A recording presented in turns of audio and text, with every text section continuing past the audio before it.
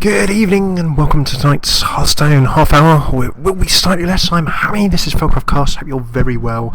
Apologies if that was slightly loud. We're just getting the microphone in place. Hope you're well this evening. We are going to be doing a very quick bit of Hearthstone. It's Thursday. We usually do a bit of a Tactics Thursday when we jump into sort of more intermediate to sort of advanced concepts. But tonight we're going to break the trend. We're going to play something fun, have a quick 10-15 minute flick through a new deck type that I've seen recently, and then, as I just quickly shut this window a little bit, we're going to jump into a completely different game for 15-20 minutes just for a bit of a break. So what are we doing tonight? You can see by the title we are doing Pirate Warrior. Yar! Do your best pirate impressions. Go down to Stranglethorn Vale and join the Booty Bay Buccaneers, or whatever they're called. I cannot remember my Warcraft. Must remember that for next time. But how does Pirate Warrior work? Why are we doing it? Well, in this deck series, as we jump into game, we generally tend to pick a deck that you guys nominate or fancy to have a new player-friendly look at. Pirate Warrior, as you can see. We're going to be jumping to that in a second. Or it's something that we played against, and we think, hey, you know what, that looks fun. Or that looks interesting, or perhaps even, that's a massive pain, I've been losing to that a lot. Let's see how it works. So let's have a look at Pirate Warrior. So, Pirate Warrior is actually, Hearthstone is not an old game, but Pirate Warrior is still nothing new. The concept of it, there's a limited card pool, people start looking and thinking, how can I stick things together to do some awesomeness? Pirate Warrior is one such thing. So, you may remember us doing an aggro warrior deck not too long ago. Swing in, fast and hard, do lots of damage. Pirate Warrior is similar, but to see how Pirate Warrior works as a sort of a variant to a normal deck, let's just have a look at the pirate cards. So what we can do here is actually just give you a little bit of a thought as to how you can build your own decks. If you see a card that you really want to do something with, how can you scope it out? How can you try and see whether it's a viable archetype or not? So you have groups of cards. Naturally, you have classes, as we can see in Hearthstone. You've got all of the classes and the cards that go around them, but you do have sort of kind of groups of cards that have a type or a deck or a theme. So like the Murlocs, for example. Murloc isn't a class. You don't play as a Murloc hero at this point in time anyway. But all of the Murloc cards are a kind of a group, a theme group who will have similarish abilities and work well together. In short, they have synergy. The pirates are similar. So let's have a look at the pirates first to start with, and then let's see how... Greg, pardon me, that was absolutely terrible. A little bit fevery today. So let's see how the pirates, when you take a look at them, can then actually go well into a deck type. So what the pirates have in common? Well, firstly, you can see most of them are all pretty cheap. They're pretty cheap. There's nothing really below 5 mana apart from the legendary, and even then, the 4 mana cost Dread Corsair can be cheapened if you have weapons on the table. Top tip, let's come back to that later. So what can we see? We can see cheap mana costs. We can see not huge attacks. Most we're going is 3-3, 5-4, okay with the legendary. But then where we really get the pirate value is if we then start looking into the abilities on the cards. Remove a durability from the weapon. Has charge when you have a weapon equipped. So weapon centric, get attack equal to the attack of your weapon. Battle cry, put a random pirate from your deck into your hand. Your other pirates have 1-1, a global buff for pirates. The Dread Corsair is costing less per attack of your weapon. That card gains attack, so you can see that there's a very big weapon theme in the pirate cards, and then green skin as well, giving your weapon 1-1. So we get the sense that generally playing pirates in a weapons deck, because so many of these things trigger off weapons, is a pretty good idea. So there we go, that is step 1 in terms of sussing out a set of cards. So how does this translate into Pirate Warrior? Well, Pirate Warrior, you've got Aggro Warrior that swings in, does a bunch of damage, and really tries to kill off the opponent before they have any comeback. Pirate Warrior is a variant of aggressive aggro rush, whatever you want to call it, warrior. What do we have? Well, we have upgrades, like the aggressive warrior deck that we've seen before. You get that early weapon, either to make your pirates cheaper or to start attacking small minions with. Abusive Sergeant will buff up, give a minion 2 attack this turn. That helps you with the early game rush, put more damage on. Leponome, 2 for the price of 1. If it dies, it still does 2 damage. If you attack, it does another 2 damage. 2 deckhands, charge while you have a weapon equipped. If I combo that with an upgrade, if I go second with a coin, I can get lots of early game pressure on for fairly cheap. 3 War Axe, warrior, early game weapon, hit, smash face, Hulk smash. Does damage, picks off minions, all good. I have switched in a couple of cards for this one because I don't actually have a couple of cards that the deck list I was looking at for this actually needed. So I am just going to quickly bring up Warrior. I'm just going to see if I can find it. I'm quite happy to acknowledge that this is again a Darklumiya deck. There are a few people playing Pirate Warrior, but I saw that he had mentioned it in his recent Season 3 climb. So I thought, why not? Let's have a little look there and see what the list looks like. So things that I removed, I could craft a few things, and I hope that this just doesn't go also loud and embarrassing. Is it going to? Nope, it's all good. So let's quickly jump in. That is Pirate Warrior. That's not a Pirate Warrior. Okay. I'll go through this version and when we've got it. So Rampage I dropped in there as a replacement. Give me a damage minion 3/3. I was playing an aggressive warrior and he threw that in my face on one of his damage minions and hurt me a lot. So given the fact that some of your minions will take damage, 2 of those could be cool, but that is a real nice surprise. Makes several of your cards very awkward. Now I'm only Berserker. When it takes damage, it has more attack. Throw it down early game, get pressure on. Bloodcell Raider, gain attack equal to the attack of your weapon. If I have a 3 attack weapon on, then it's 5 attack. If I have an Arcanite Reaper down, it's suddenly got 7 attack for 2 mana. Dangerous. I threw in as a combo, and 2 may be excessive. The Frothing Berserker is seen in a bunch of warrior decks, and you get whenever minions take damage you gain attack, so that can become a big attacking threat as well. Fairly self-explanatory. More damage in the early game. I threw in 2 Warsong Commander as a replacement. Whenever you summon a minion with 3 or less attack, give it charge anyway. I have a lot of minions with 3 or less attack, and note that if I drop something like a Frothing Berserker and it has 3 or less attack when it drops on the table, it will get the charge effect, and then if it gets more than the 3 or less attack, it does not lose the charge effect. That charge effect from the Warsong Commander activates the moment the minion hits the table and then is not removed even if the minion goes above that attack figure. So it activates, it doesn't go away. Good to remember. So I can do things like drop a Frothing Berserker, it will get charge, and then I can damage other minions to give the Frothing Berserker that whenever a minion takes damage, extra attack effect. So nice little combo there.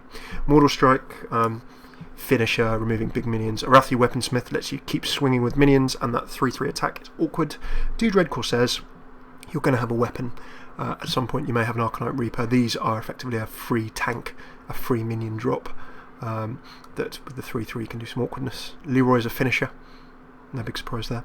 Arcanite Reaper is for damage to the face. Captain Greenskin will let you continue swinging with the Arcanite Reaper or another weapon just for that one more turn. May ensure you some victory. And then the Argent Commander is a final charging finishing card. I will be sure to get the Darklumiya list and share it in the description, so you guys can take a look at your leisure and see the couple of cards that I changed. Anyway, let us get in. That is, I'll just take a quick screenshot so we can have that nicely up for you. Right, first step of Know Your Enemy stroke. Take a little look at a new deck done. Rank 13, I'm not really going to lose much at this point in time, but second step of knowing your enemy, we always say go into casual mode when you've built the deck, you've worked out how it works, jump in, test it out for yourself, take it for a spin in a no pressure environment to have fun and see how it plays out for you. See if it's something you enjoy. Now you will forgive me as I just quickly save Pirate Warrior and try and throw this up on my overlay while we load into a game. What are we playing? That looks like a rogue, it looks like Valera Sanguinar. Watch your back, it certainly is. So what could this be? It could be a random rogue deck. Remember, in casual mode we could be playing brand new players, so do not judge them too much. Do not judge a book by its cover. Oh. What an amazing victory that was. Thank you guys. I'd like to thank my mum, my dad, everyone who made this victory possible, everyone who just didn't stop believing.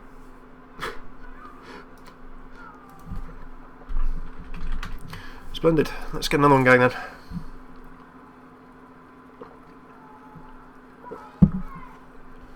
So, perhaps not the best illustration, but this is casual mode. It doesn't matter if you have to resign. It's just all good fun. Worthy opponent once more. So what are we trying to do with this deck list? Well, if you take a look in the right of your screen, what do we have? We have a huge early mana curve. We are trying to swing to the face as much as possible. We want to keep nasty tanks out of our way, so we need a good strong opening hand. Attack equal to the attack of the weapon. I don't have a big weapon, but the Bloodshell Raider is a turn 2 drop.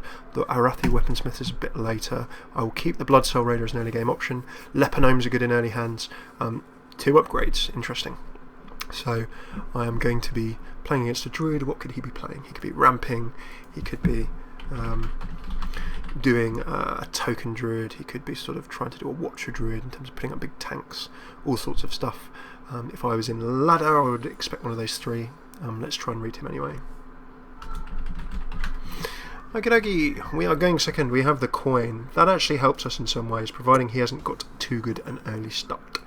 If he does, we could have some problems. But we don't for the moment in time. I can drop an upgrade quite happily. I've got 2 Bloodshell Raiders. That will help me put some pressure down. I'm just going to throw out an upgrade and start swinging.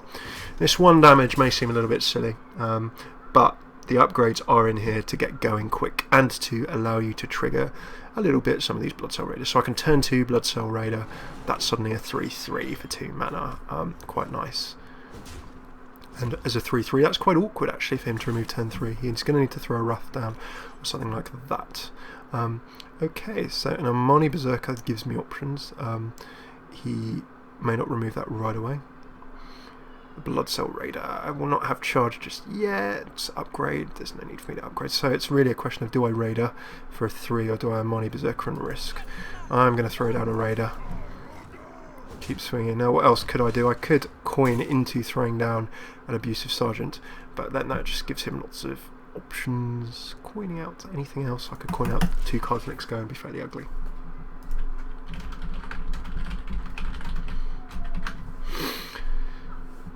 We've still not seen the fibre of this Druid's fabric. What is he looking to try and do? Well, we expected that Wrath. There it goes. He doesn't draw a card, he doesn't remove something, he can't do anything else, so I still feel on balance ahead. Still got the weapon, can still Bloodshell Raider. We can get a sort of double the pressure down here, which is actually what I'm going to go for.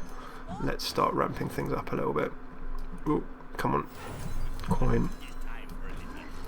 And let's swing for another damage. So our Pirate Warrior at the moment, we're already on turn 4. I would have liked to have done some more damage, but you can see that we already have a lot of ingredients in hand to start doing a lot of damage very quickly, unless the Druid can control this board.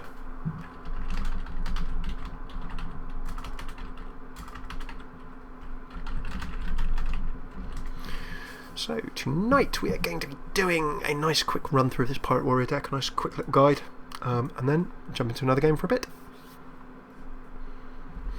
So, you can see in our early game we have swung away a little bit, we've done a little bit of chip damage, we've tried to get our threats on the table.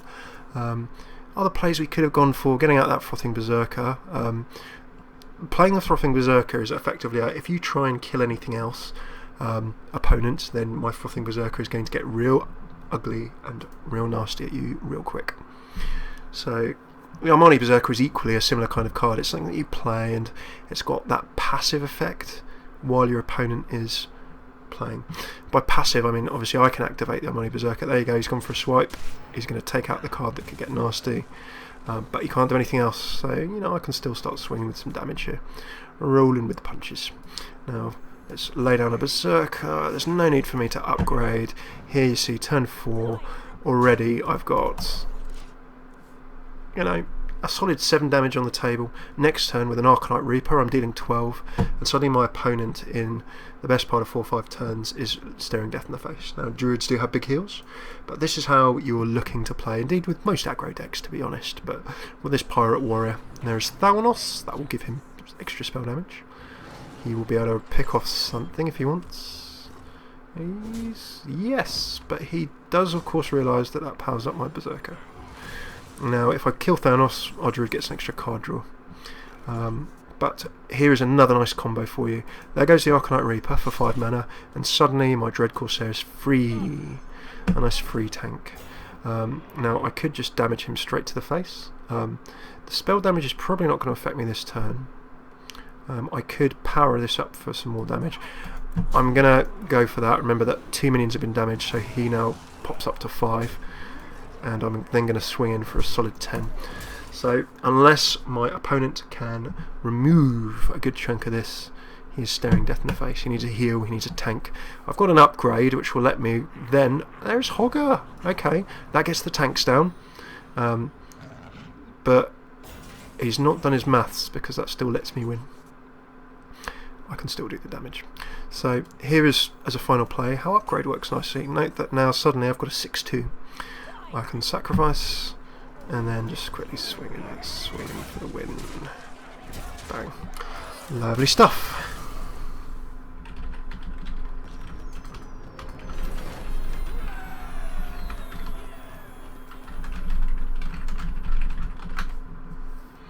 There's our victory. So let's play one more game with Pirate Warrior. My original plan of jumping into a different game may be slightly curtailed. We'll play a quick 10-15 minutes of something afterwards. So Pirate Warrior, let's take it. Let's go crazy. Let's go crazy. Let's take it into a ranked match. So that was a nice little example. Did that Druid start coming out really, really early? No, he didn't massively. However, what we were able to do is get our threats on the table nice and early. So let's take it into the ladder. Rank 13, we'll see some aggro. Okay, we've probably got an aggro Paladin. This is not going to be a massively straightforward matchup, but the concept very much remains the same. I'm going first. The axe will let me remove his tokens, if he's got small ones. Dropping the Frothing Berserker on turn... turn 3 will let me put a big threat down as well. So let's see how that goes. And I've put a Bloodcell Raider, so that's quite nice actually. Look, one of my initial combos up straight away. However, for the time being, just going to have to tap on the table like Kevin Spacey in House of Cards, if you've been watching that fantastic series. If you have not been, I very much recommend it. So turn 2, well, the axe goes down, which means I can Bloodcell Raider the turn after. And the Armani Berserk will just give me some options. So I'm going to axe like Gimli, son of Gloin, out of the Fellowship of the Ring, and my axe, my Fury War Axe. So what does that do? Next turn I can drop my Bloodcell Raider. Suddenly I have a 5-3. Coins, 3 mana. What will that let him drop? Maybe a Blood Knight, a Sword of Justice. So this is an aggro din, an aggressive Paladin. The Sword of Justice, as we saw in last night's episode, to my suffering and many other episodes as well, he's going to be just summoning loads of cheap minions. They're all going to be getting real big and ugly real fast. However, we also have that option. So I'm just going to go, hi mate, how's it going? Options. Now, if I keep this axe, I can pick off one of his little minions next turn. It may not be so little, which is useful. So I'm actually going to save that axe, even though I can't play the Arcanite for a turn. Next turn I can drop possibly 2 minions.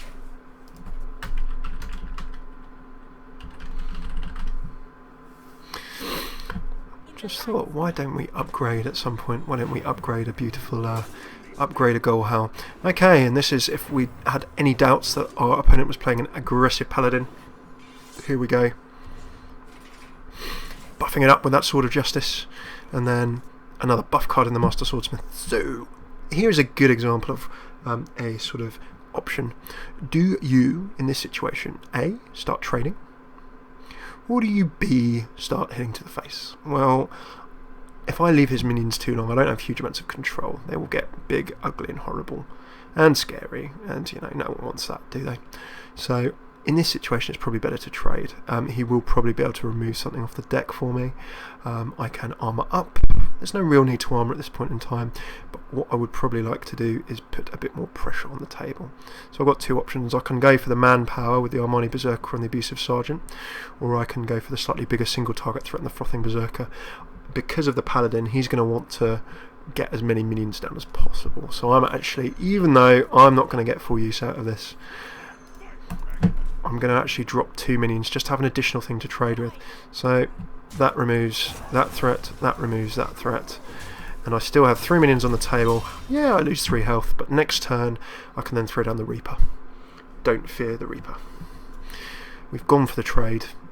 He can summon more minions if he likes, but I now have another couple of cheap minions down. I can trade those away.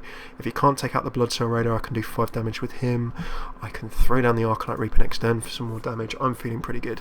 That Hammer of Wrath he removes as a very sensible way, the biggest attacking threat.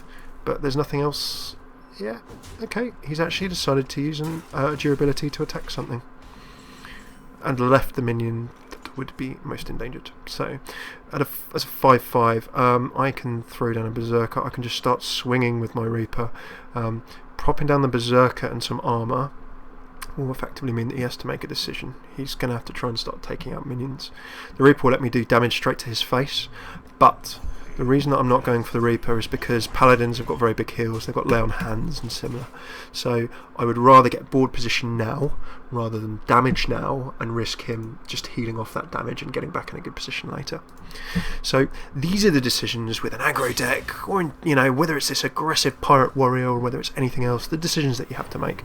Often the game can turn on whether you decide to go for board position or go for damage straight to the face. Their sensible decision. Such a good weapon, that True Silver Champion. It's a basic card. You can just throw it down, throw the smack down, it heals for 2, swings a couple of times, all well and good. So now I think might be the time for me to start laying down some pressure. I can throw down another Berserker, but then I'm kind of stinted in what I can play. I think now is the time to don't fear the Reaper, or do fear the Reaper.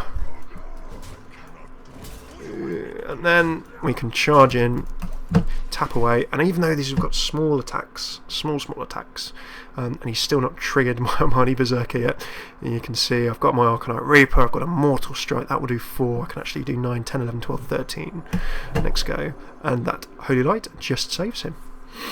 And a singular Reinforce, he can kill something. Yeah, okay, he's going to use that to start trying to trade, and he'll take the 2 damage and heal off. And there you go, he goes for the card that would be more dangerous if he let it get buffed up, so that's no problem. Right, I'm not going to Leroy, that is my finisher. I want to swing in for the win with that. Other options, well, why not drop a Throttling Berserker onto the table? Why not lob a Mortal Strike in my opponent's general direction and just say, hey you, I want to be in your face. With 9 left, what can he do? This, yeah, sure, he can take my Pirate. Yeah, sure, that will buff up my Frothing Berserker. The Sword of Justice will let him summon some more minions. If he hits this straight away, I know he's in trouble. Blessing of Kings, alright, that can remove my Frothing Berserker, fine. What am I going to draw next? And he takes the damage. So I need to be able to do 1 damage to him next turn. Oh, and I can't do the 1 damage to him next turn, that's very infuriating. So I could throw down this Warsong Commander, but he will just trade it away. So really, the best thing for me to do here is... I can Leroy him for the 1. He'll have to destroy the Leroy. But it all depends on what I draw next time. And remember, of course, we'll get those 2 Whelps, which could get annoying as well. So throwing down the Leroy forces him to go for a destroy. That's everything he's Sword of Justice. I'm actually going to tap. This may not be the best decision, but if I summon if I get any 1 or 2 mana minion next turn, I win. And there goes the lay on hands. So I wouldn't have been able to prevent this anyway. And this is why attacking early with the Arcanite Reaper was not such a good idea. This is actually a bit knife edge now. I need to carefully plan what my route back into this game is. The Leper Gnome, I cannot charge this off the table. I don't want to throw down my Leroy. Leroy will just cause a straight up trade. But the longer I leave that Sword of Justice as well, the more problematic things will become. Okay, well that's a logical step. Obviously I can't charge with the Warsong. I could use Leroy just to hit some damage in the face, but then there will be an even trade and this Silverhand Recruit. That's why Paladins are so annoying. Summon 2 1/1 Whelps for your opponent. I can of course charge in, get some damage done there. I can do damage to his face. I still want to save Leroy for the win, so I'm going to just charge into his face and keep the damage coming. 13 cards to 18, so our Paladin friend has cycled through a good bunch of his deck. Now we can see the Swarm come out. That's going to become a 4/3 scary card. He can then throw out another one of his littles to come, his tokens to become a 2/2. So a very nice. Oh, and that's nasty. That's going to be tough for us to get through. Of course, that becomes a 3/4 as well. 2/6/6 tanks. Now you see, this is hard for me to get through. I have got him low, but because I've not finished him off, getting into this late game, the Paladin is coming back. Oh, I do not have enough control to get all of this out of the way. And last but not least, he'll probably charge I'd probably kill me in the face. He might take out the Warsong Commander for added insurance. But this is in FailCraft style. Even though we are losing, we are having a very, very good show of what is a very solidly crafted Paladin deck. So my motto should have been, why oh why did I go crazy and decide to take this into arena? Now both of those, you realise, are actually going to trigger his card as well. It was all very nasty. I'm kind of just like phoning it in here. This is a loss. I need to have a bit of a drawing miracle. Now, it's interesting to note that Warsong Commander, if it had become a little bit later, would have done me a bit better. So, oh dear, an Illidan Storm Rage. And note that every time that he summons a 2-1 Flame of Azzinoth, that will trigger the Knife Juggler as well. So, quite an interesting aggro in this. A little bit different to the usual. There is the chip damage from the Knife Juggler, blah blah blah, hit me in the face with all the things. So I did not kill off early enough. So how do we learn about Pirate Warrior from this? Well, you can see that if I don't finish the game early, any get in the late game is pretty much going to steamroller me over. And I can equip my 2-2 weapon, and I can put my armour down. I will die next go anyway. So I'm going to nobly sally forth and attack that Knife Juggler, and there is no shame in a good game. Well played. Oh, I've sacrificed my rating back down to rank 40 and I need to start grinding away with a proper deck. This is a proper deck. Some people have rushed up the ladder with this deck, or close to this deck, to rank 3. That is where Darklumiya got with it, so there is nothing wrong with it. I'm just going to go to, before we wrap up this Hearthstone piece of the episode, one of those people who have to talk while I be typing. So let's just go through as a quick summary. There we go, there it is, I found it, lovely stuff. Let's just go and have a look at that deck list. Let's get rid of that sound. Pirate Season 3. Here we go, so differences. So what did I swap in? Well, I swapped in a, let's go so I can actually see it. Let's go to my collection. What did we see there? We saw Pirate Warrior. We ran through the basic aggro concepts and how it differs from sort of the more mid-game aggro focused deck. This is very early game focused. What was different about this deck? Well, there's a King Mukla in the Darklumiya version. King Mukla, of course, gives your opponent 2 bananas. I think it's 1 mana, gives like 1 attack, 1 health as a buff. What does King Mukla do? For 3 mana, he lets you have more additional swarming pressure in the early game. He's a big nasty minion in the early game, so King Mukla was one that I haven't got and could have swapped in. I teched out. Other options that I teched out, was it just King Mukla? I think it might have just been 2 Cochrane Elite. Interesting. Now obviously I do have the Cochrane Elite that I can drop in. What did I drop in instead? I might have gone for the someone's lost their way around his own deck. I've got my Mortal Strikes, I've got my Wrathy Weaponsmiths, Dread Corsairs, Leroy Reaper, Greenskin Commander. Okie dokie. So obviously if I throw in a King Mukla, and the other one for a bit more mid-game pressure was the Cochrane Elite as an option. So what does Cochrane Elite let you do? Well, Cochrane Elite is the 4 mana, 4 attack, 3 health minion. That lets you get some additional pressure on in sort of the mid to late game phase. You can keep the attack going, and that will help you push in for the win as well. So is it fully pirate, this deck? It's got a couple of pirates in. You've got your Bloodtail Raiders that get buffed up. So for a more Darklumiya version, you can remove that Rampage and then look at dropping in Cochrane Elite and also King Mukla. So switch out 3, switch in 1 King Mukla and 2 Cochrane Elite. The Mukla gives you more early to mid-game pressure, and as does the Cochrane Elite. They give you the charges as well. So that will be it for the Hearthstone tonight. I know we normally do this on a New Player Monday, but I just wanted to go through a fun deck that I've been playing. So that is us for now. What we shall be doing is, as always, doing a quick sign off, see how we're going in terms of the football. I know, depending on where you're from in the world, you might not care about the football whatsoever, but it is Uruguay versus England this evening, so I need to go and check out how that's going on.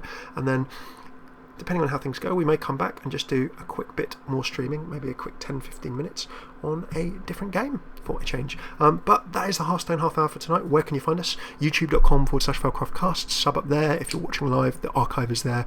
Hearthstone, League of Legends, StarCraft, a bunch of other games coming soon.